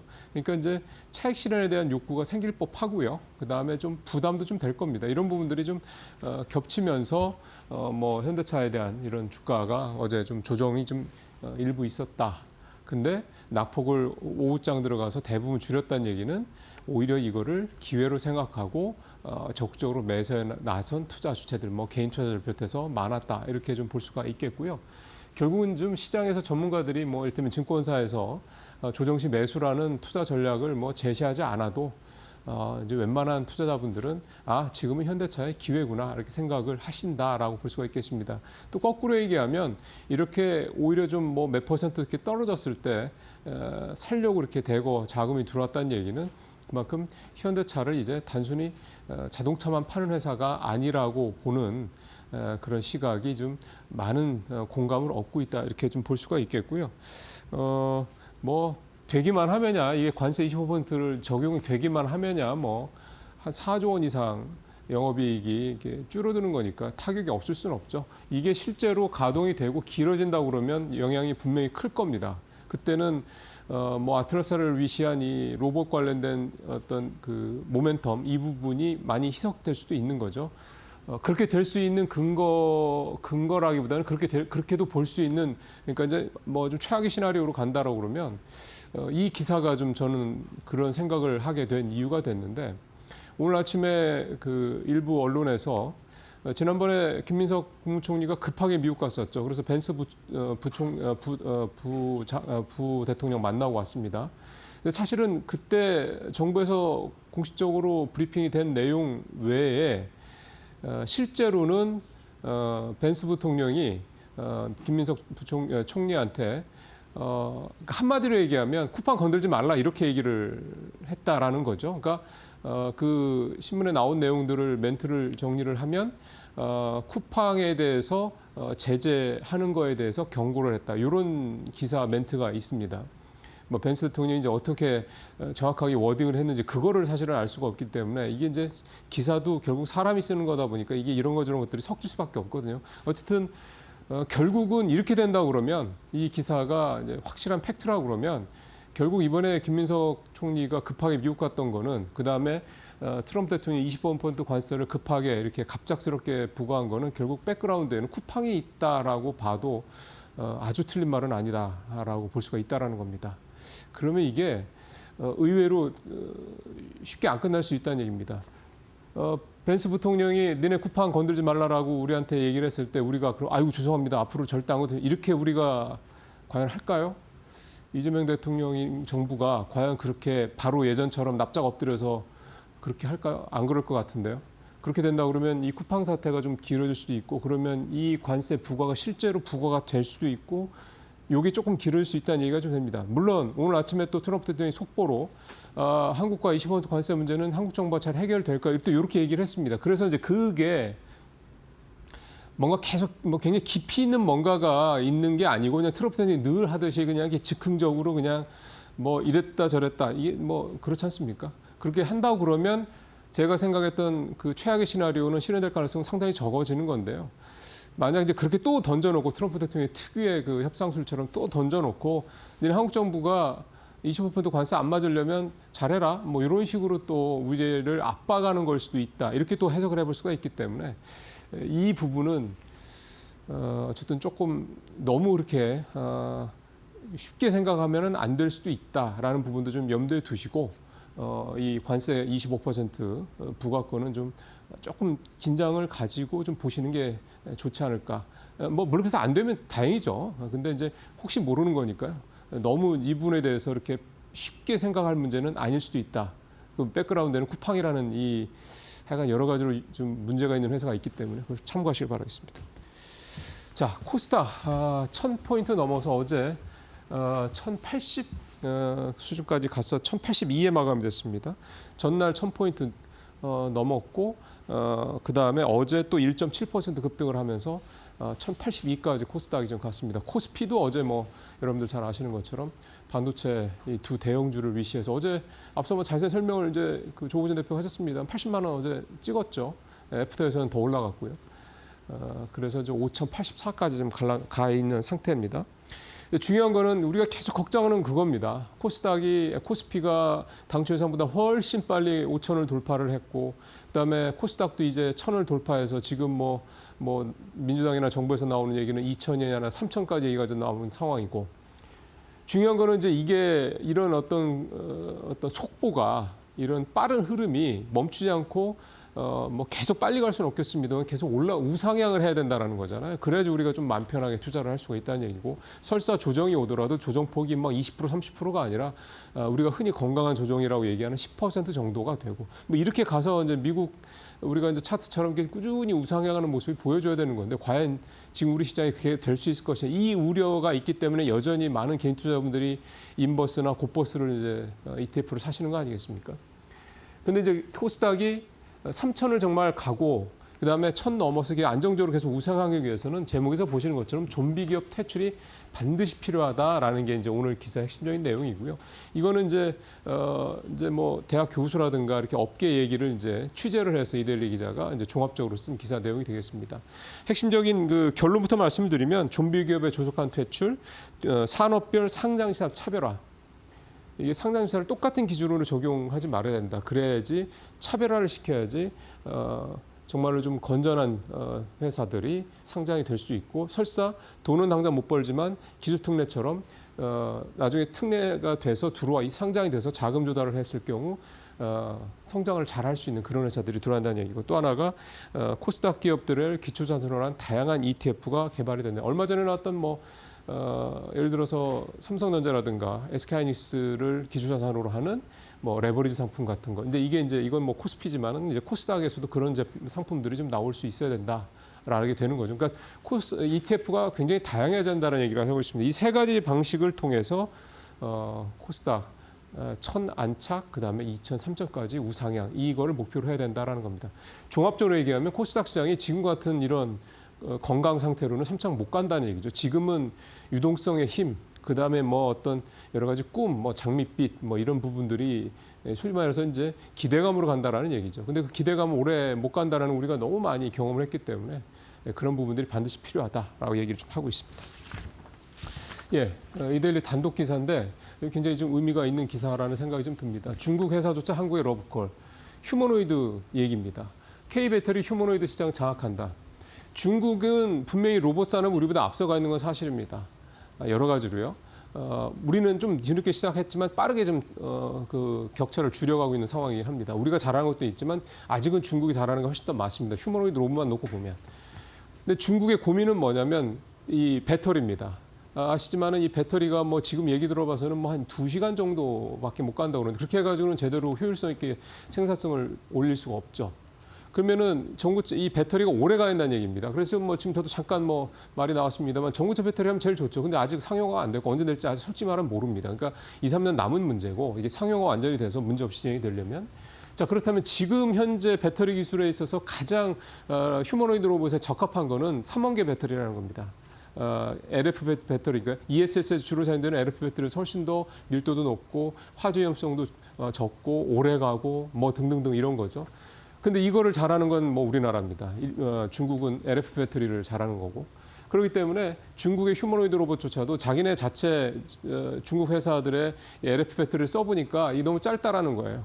그러니까 한국에 오래 쓸 수 있는 3만 개 배터리에 관심이 많다라는 거고 실제로 LG 에너지 솔루션이 중국의 이 휴머노이드 로봇 업체들과 실제로 공급 문제를 논의하고 있다 이런 얘기가 이 기사의 이제 주요 내용들이 되겠습니다. 이렇게 된다 그러면 우리 차전지업계는 중국은 이미 휴머노이드 로봇이 우리보다 많이 앞서 있기 때문에 바로 일테면 공급을 할 수 있는 그런 기회가 생길 수 있다 이런 얘기가 되는 거죠. 그래서 이 얘기는 만약에 이제 지금 뭐 협의 중이라는 얘기가 확인이 된 거니까 만약에 LG 에너지 솔루션이 중국의 휴머노이드 로봇 뭐 좀 큰 회사들한테 3만 개 배터리를 공급한다라는 게 실제로 팩트로 확인이 된다 그러면 그게 이제 공시가 된다 이렇게 된다 그러면 2차 전지 업체들한테는 상당히 큰 모멘텀이 될 수도 있다. 이건 우리가 잘하는 거니까요. 3만 개 배터리는 그런 기대감을 좀 가져보겠습니다. 마지막으로 하나만 더 보죠. 반도체 호황에 석유화학 스페셜티 기업도 들썩한다. 이 기사에서는 두 회사를 좀 예를 들고 있습니다. 하나는 한솔 케미칼이죠. 이게 그 반도체 공정이 과산화수소 공급하는 세정 쪽하고 이쪽에 공급하는 대표적인 회사인데 이 한솔 케미칼, 그다음에 반도체용 폴리실리콘을 생산하는 OCI 이 두 회사가 반도체 업황이 이렇게 좋아졌을 때 수혜를 가장 많이 받을 수 있는 두 기업이다. 이렇게 얘기를 하고 있고요. 한솔 케미칼 같은 경우는 지난해 연간 영업이익이 1,600억 정도인데 이게 전년 대비 28% 상당히 좀 많이 좋았죠. 올해는 이거보다 훨씬 더 클 것으로 좀 본다. 매출도 뭐 1조 원 넘을 것으로 현재 추정이 좀 되고 있는 그런 상황이고 대표적으로 삼성전자의 한 30% 과산화수 등 해서 매출 비중이 나오기 때문에 굉장히 안정적으로 매출이 유지가 되고 있는 그런 회사고 그다음에 OCI 같은 경우도 작년에 흑자 전환에 성공할 것이다 이렇게 좀 추정이 좀 되고 있습니다. 그리고 여기가 이 OCI 같은 경우가 이 그 폴리실리콘뿐만이 아니라 웨이퍼를 깎는 이 부식액인 인산도 좀 공급을 좀 하고 있는 상황이어서 어쨌든 계속해서 뭔가 이 아이템들이 좀 늘어나고 있는 그런 상황이다 이렇게 말씀을 드릴 수가 있겠습니다. 네, 오늘 여기서 마치도록 하겠습니다. 고맙습니다.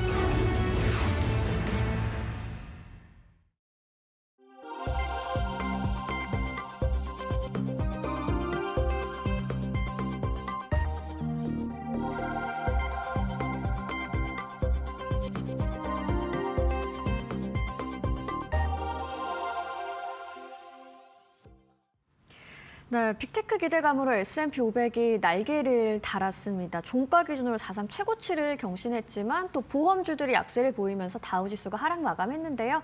국내 증시는 5,000피와 1,000스닥에 안착을 한 모습입니다. 자세한 이야기 이경수 하나증권 수석연구위원님 모시고 나눠보도록 하겠습니다. 어서 오세요. 네, 안녕하세요. 네, 3대 지수가 좀 혼조세로 마감을 한 간밤 미국 증시였는데요. 좀 가장 눈에 띄는 건 아무래도 S&P 500 종가 기준으로 4.3 최고치를 경신한 게 아닐까 싶습니다. 마감 상황 좀 한번 짚어주시죠. 일단 뭐 미국 증시에서는 이제 특별한 이슈가 있다기보다는 이제 뭐 FOMC 금리 결정을 앞두고 있고 빅테크 실적 발표를 앞두고 있는 상황에서 좀 차분하게 진행이 됐던 것 같습니다. 네. 그리고 빅테크 기업들 같은 경우에는 이제 기본적으로 이제 실적에 대한 기대감이 뭐 중장기적으로 계속 있는 상황이고 이런 측면에서 어떻게 보면 나스닥 지수가 조금 이제 강하게 상승했다라는 점이 저는 좀 긍정적으로 평가를 좀 하고 있고요. 소비자 신뢰 지수가 이제 좀 좋지가 않았습니다. 네. 그런데 이런 흐름을 기본적으로 뭐 경기 우려다 이렇게 생각하기보다는 이제 FOMC에서 뭐 이번에는 당연히 이 동결이겠지만 향후 FOMC에 대한 어떤 기대감, 유동성 효과에 대한 추가적인 기대감 이런 것들까지도 부각이 될 수가 있는 환경이 조성이 되었기 때문에 기본적으로는 미국 증시에 대한 어떤 그 바닥 형성 이런 것들은 상당히 좀 안전하게 잘 이렇게 넘어가지 않았나 이렇게 생각을 하고 있습니다. 네, FOMC도 말씀해 주셨고 또 이번 주가 말 그대로 M7 실적 슈퍼 위크라고 볼 수 있잖아요. 뭐 네 곳이 작년 4분기 실적을 잇따라서 공개를 할 건데 뭐 시장에 미치는 영향도 굉장히 클 것 같고요. 좀 전체적으로 어떤 포인트를 가장 집중해서 보면 좋을까요? 일단 실적의 그 서프라이즈율이 가장 중요하겠죠. 실적 쇼크가 나오면 안 되니까요. 네. 기본적으로 예상치보다는 높은 수준의 실적이 나와야 합니다. 그리고 그거에 대한 이제 어닝 서프라이즈에 대한 어떤 그 밸류에이션이 이미 반영이 된 상태고요. 그래서 투자들의 어떤 실망감을 주지 않을 그런 실적을 발표를 할 가능성이 높다 이렇게 판단을 하고 있습니다. 일단 이제 뭐 마이크로소프트, 테슬라, 메타, 애플 요 이제 4개의 기업들이 실적이 발표가 되는데 테슬라를 제외를 하면 기본적으로는 어닝 서프라이즈 가능성이 상당히 좀 높다 이렇게 네. 보시면 될 것 같고요. 테슬라 같은 경우에는 사실은 이제 단기적인 분기 실적이 중요한 게 아니라 중장기적인 어떤 그 성장성이라든지 뭐 내러티브가 상당히 좀 중요한 컨셉이 되겠는데 뭐 저가형 모델 양산이라든지 뭐 로보택시에 대한 기대감, 뭐 FSD에 대한 어떤 그 기술 그 구독에 대한 어떤 그 증가율 이런 것들이 성장률이 포커싱이 될 것 같습니다. 그래서 테슬라 같은 경우에는 실적이 그렇게 크게 중요하지 않고 기본적으로 내러티브가 잘 되는지에 대한 가이던스를 잘 확인을 하시면 될 것 같고요. 애플 같은 경우에는 아이폰 교체 수요가 계속해서 애플의 어떤 그 실적의 핵심적인 모멘텀이 되겠는데요. AI 기술을 좀 많이 탑재를 하면 할수록 기존의 아이폰보다 어떤 이제 AI에 대한 기술이 좀 많이 들어가면 교체 수요라든지 이런 것들이 상당히 좀 높아질 수가 있겠죠. 그러면 신형의 아이폰이 조금 더 뭐 점유율이 좀 높아지거나 교체율이 높아질 수가 있다라는 측면에서 이런 이 아이폰에 대한 어떤 그 교체율 이런 것들이 애플의 실적의 키 포인트입니다. 그래서 그런 측면에서의 우리가 이제 내용을 좀 확인을 하면 좋겠다 이렇게 판단하고 있고요. 메타 같은 경우에는 광고 실적이 거의 전부입니다. 그리고 AI 측면에서의 어떤 광고에 대해서 그래서 호실적이 좀 잘 나와야 된다라는 측면을 보시면 될 것 같고 이런 측면에서 어떤 이제 저평가 메리트가 상당히 좀 부각되어 있는 상황이다. 다만 이제 메타 같은 경우에도 AI 관련한 어떤 그 기술들, AI 칩이라든지 전반적인 빅테크들이 어떤 가지고 있는 어떤 그런 하드웨어적인 어떤 그런 부분을 상당히 좀 만회하려고 하는 그런 모습이 관찰이 되기 때문에 이거에 대한 어떤 내용도 나오는지에 대해서 그러니까 어떻게 보면은 플러스 알파의 컨셉이기 때문에 메타 같은 경우에는 상당히 뭐 주가도 그렇게 크게 높지가 않은 상태에서 네. 이제 실적 발표 전후로 긍정적인 뭐 주가 흐름이 예상이 된다 이렇게 보면 될 것 같고 마이크로소프트 같은 경우에는 자체 칩을 만들 것이다라는 기대감이 상당히 좀 높은 상황이죠. 이거에 대한 어떤 내러티브가 어느 정도 형성이 되어 있는 상황입니다. 그래서 실적도 잘 나온다라는 측면도 있고 코파일럿 이것은 이제 뭐 개인용 비서 이런 컨셉이죠. 마이크로소프트 같은 경우에는 소프트웨어랑 이제 하드웨어가 이제 올인원 되어 있는 그런 기업, 유일한 기업이기 때문에 기본적으로 우리가 컴퓨터에서 뭐 이제 내가 어디 여행을 갈 거다 그러면은 바로 그냥 다 예약을 해주고 호텔까지 예약을 해주는 그런 이제 파일럿 시스템을 기본적으로는 중장기적인 어떤 내러티브로 보유를 하고 있습니다. 그리고 오픈 AI의 가장 그 친밀한 그런 이제 이제 그 관계를 유지하고 있기 때문에 기본적으로 오픈 AI에 대한 어떻게 보면 지금 약간 너무 밸류에이션 측면에서 기대감이 좀 낮은 측면이 있는데 이것이 조금 이제 어느 정도 좀 풀린다. 빅테크에 대한 전체적인 어떤 그 이제 크레딧에 대한 어떤 그 신뢰도가 조금 회복이 된다면 마이크로소프트 역시 상당히 좀 좋기 때문에 기본적으로는 전체적으로 봤을 때 이 빅테크의 실적 발표는 기본적으로 항상 뭐 좋았고 이번에도 상당히 좀 좋을 가능성이 높다 이렇게 판단하고 있습니다. 네, 뭐 테슬라를 제외한 대부분 기업 좀 어닝 서프라이즈가 예상이 되고 뭐 AI와 광고 성과가 하나의 핵심이 될 수 있다라고 좀 정리를 해볼 수가 있겠네요. 네, 아까 말씀해주신 것처럼 또 시장에 주목하는 거는 당연히 이제 곧 있을 FOMC일 텐데 이번에 좀 금리 동결이 유력해 보이긴 합니다. 근데 또 시장이 궁금해하는 건 결국 인하 시점일 것 같기도 한데 좀 어떻게 보고 계신가요?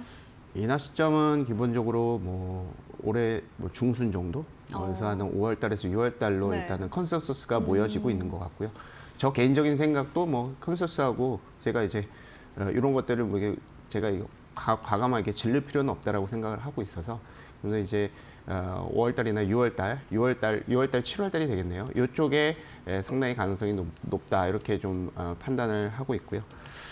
일단 기본적으로 그 미국에 대한 어떤 경기는 회복이 되고 있습니다. 근데 이게 네. 경기는 회복이 되고 있는데 기업 쪽이라든지 뭐 정부 투자 측면이라든지 이런 쪽에서는 회복이 되고 있는데 개인 소비자 신뢰 지수 같은 경우는 85로 해가지고 거의 이제 10포인트가 떨어졌잖아요. 그래서 이런 측면에서의 개인적인 어떤 경기 회복이 이제 나타나지는 않고 있습니다. 근데 기본적으로 이 FOMC는 사실은 이 정치권에서 정부에서 어떤 보면 표를 얻고자 하는 그런 어떤 핵심적인 그 지표이기 때문에 개인들의 어떤 경기 활동이 조금 더 중요할 수도 있을 것 같습니다. 그러다 보니까 이번 이제 소비가 조금 좋지 않다라는 측면 그런 것들이 오히려 좀 부각이 돼서 FOMC의 어떤 금리가 떨어진다라는 그런 그 시기가 조금 일찍 당겨질 수도 있고 그 폭도 우리가 조금 유연하게 생각할 필요가 있겠다 이렇게 판단하고 있고 다만 이제 우리가 이제 뭐 6월달이냐 뭐 4월달이냐 이런 것들을 우리가 예측하기보다는 네. 기본적으로는 그 금리 미국 국채 금리가 모든 것을 말해주고 있거든요.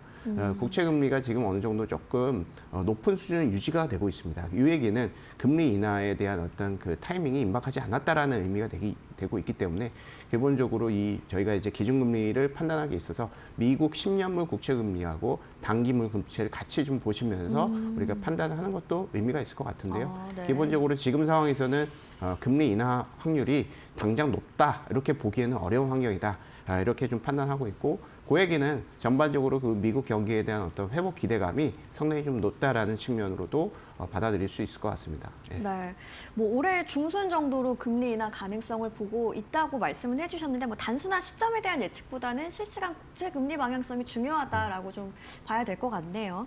또 트럼프 얘기를 한번 해보면 한국 관세 다시 인상하겠다라는 발언을 하면서 자동차 주주들이 좀 뭐랄까요, 좀 긴장을 많이 하기도 했는데 오늘 아까 또 속보로 전해드린 내용은 한국과의 해결책을 잘 한번 마련해 보겠다라면서 또 한 발 물러서는 발언을 했거든요. 트럼프의 이런 송대를 좀 어떻게 해석해 봐야 될까요? 약간 좀 우려스러운 것은 네. 이제 미국과의 중국과의 그 관계에 있어서 예전만큼 그 적대에 대한 어떤 임팩트가 조금 줄어드는 것 같거든요. 네. 그러면서 어떻게 보면 제조업 강국은 이제 한국하고 중국, 뭐 일본 요 정도일 텐데 일단 기본적으로 이제 중국하고 한국이 제조업이 가장 강합니다. 이런 측면에서 중국과의 어떤 중국은 이제 히토리를 가지고 있고 전반적인 이제 그 여러 가지 그 안보 측면에서도 상당히 좀 위협이 크기 때문에 제조업의 두 번째 강국인 한국을 조금 이제 노리는 것이 아닌가. 그러니까 한국의 어떤 수익성을 미국으로 좀 가지고 오려고 하는 그런 정책들이 좀 보여진다는 측면에서 좀 우려스러운 네. 측면은 있습니다. 그렇다고 해서 기본적으로 뭐 관세를 계속해서 올리고 미국 정부가 한국 정부에 한국 기업들한테 이제 빨대를 꽂고 뭐 이런 측면으로는 예상을 하지는 않고 있지만 기본적으로는 약간 그 수익성 측면에서 잠재적인 약화 이런 측면을 우리가 한번 생각을 해봐야 된다라는 측면으로도 봐야 될 것 같습니다. 네. 그래서 일단은 이번 이슈가 뭐 쿠팡 이슈 때문인 건지 아니면 이제 뭐 이제 무역 협상에 대한 그 이행을 조금 이제 지연시키고 있다 이런 측면으로 이해를 하는 건지 이 두 가지가 모두 다 원인이라고 볼 수가 있겠지만 어찌됐건 뭐 그런 측면이 있는 것 같고 그런 측면에서 이제 자동차 종목군들이 기존에 이제 저평가인 이제 6배에서 한 10배 수준 시장 평균 수준까지 올라왔습니다.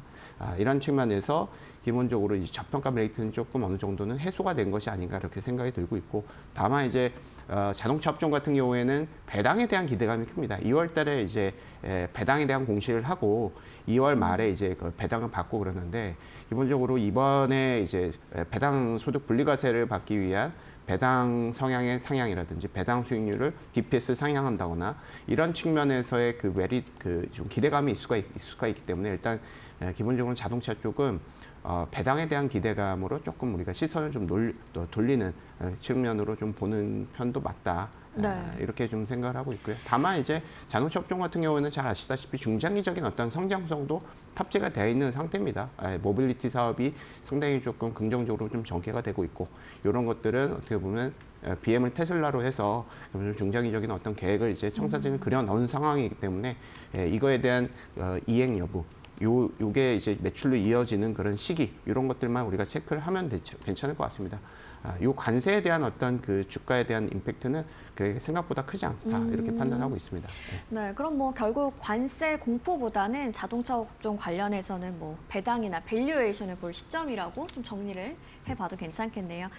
국내 증시 이야기로 이제 자연스럽게 좀 넘어가 보면 반도체 투톱이죠. 삼성과 SK 하이닉스 4분기 실적이 이제 임박해 있는데 HBM4 주도권의 진검승부라고 볼 수 있을 것 같습니다. 승자가 누가 될지 경쟁을 좀 어떻게 봐야 할까요? 일단 두 기업 모두 이제 글로벌적으로 봤을 때 실적 모멘텀이 가장 높은 종목이라고 볼 수가 있을 것 네. 같아요. 이것은 뭐 한국뿐만 아니라 글로벌적인 측면이다. 그러니까 지금 이제 모든 미국의 글로벌 모든 기업들을 이제 해놓고 올해 실적에 대한 상향 조정폭을 이제 순위로 좀 매겨보면 삼성전자, 마이크론, 뭐 하이닉스 요 이제 세 기업들이 글로벌 최고 수준의 이익 모멘텀을 보유하고 있습니다. 그래서 요 반도체 업종군들 그리고 뭐 지금 계속해서 부각이 되는 것은 반도체라든지 광섬유라든지 이런 쪽은 상당히 좀 쇼티지다. 반도체 중에서 메모리, 뭐 낸드 마찬가지고요. 이런 측면에서 쇼티지가 계속해서 중장기적으로 이어진다라는 그런 전망이 계속 이어지고 있고 네. 요것을 실적으로 반영을 시키고 있는 그런 과정이기 때문에 기본적으로는 이 반도체에 대한 기대감은 계속 이어질 것이다 이렇게 생각을 하고 있고 삼성전자 올해 예상치 영업이익 예상치는 120조가 넘었고요. 네. 하이닉스도 거의 100조 원 가까이 좀 근접을 하고 있습니다. 그래서 각각의 밸류에이션은 삼성전자 10배, 하이닉스는 7배. 그러니까 밸류에이션이 주가는 올라갔지만 밸류에이션이 그대로 유지가 되고 있어요. 이 얘기는 펀더멘털이 기본적으로 뒷받침이 되는 주가의 상승이었다. 이게 버블이라고 볼 수 없다라는 네. 측면으로도 우리가 해석을 할 수가 있겠죠. 과거처럼 이제 한국의 반도체 시크리컬 측면으로 부각이 돼서 우리가 한번 이제 돈을 벌면 뭐 2, 3년 동안 좀 굶고 이런 상황이 아니라는 얘기가 되겠습니다. 그때 당시에는 어떻게 보면 교체 수요에만 의존을 해서 갔던 이제 그런 사이클이었는데 이번 같은 경우에는 좀 다른 새로운 수요가 계속 중장기적으로 부각이 된다라는 측면으로 봐야 되는 상황인 것 같고요. 지금 이제 그렇기 때문에 메모리 쪽에 대한 어떤 그 투자 심리 그리고 가격 상승 이런 것들은 이제 한국 반도체 업종의 어떤 상당히 좀 큰 메리트이자 이런 것들은 한국 증시의 어떤 든든한 버팀목이 될 수가 있다라고 생각을 하고 있습니다. 그렇지만 이제 밸류에이션을 조금 냉정하게 좀 따져보자는 네. 거죠. 삼성전자 지금 10배고요. 이 마이크론이 지금 한 20배 정도 됩니다.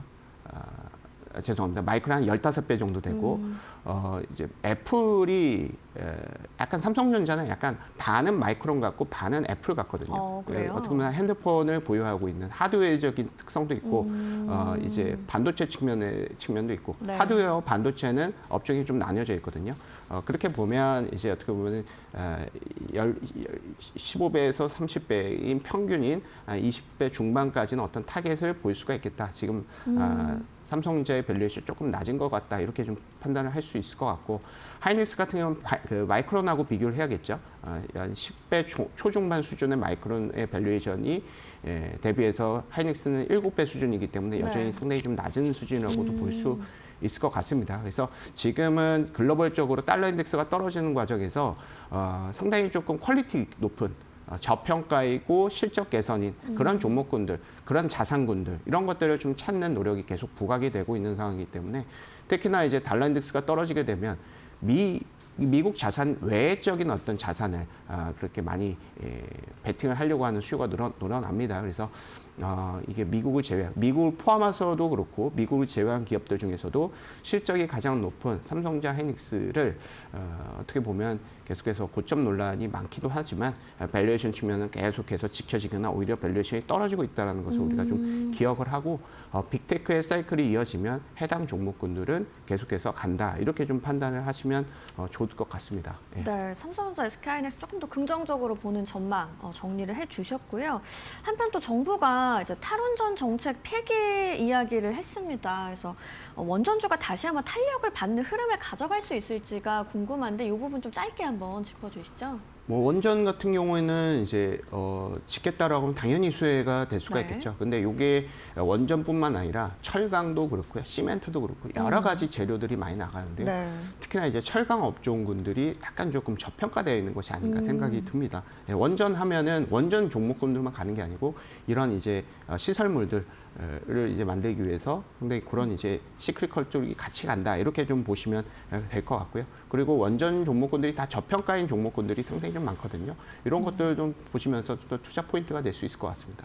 네, 알겠습니다. 뭐 실적과 FOMC가 겹친 슈퍼위크 흐름에서 코스피, 코스닥의 흐름까지도 한번 살펴보는 시간 되시길 바라겠습니다. 이경수 하나증권 수석연구위원과 함께했습니다. 고맙습니다.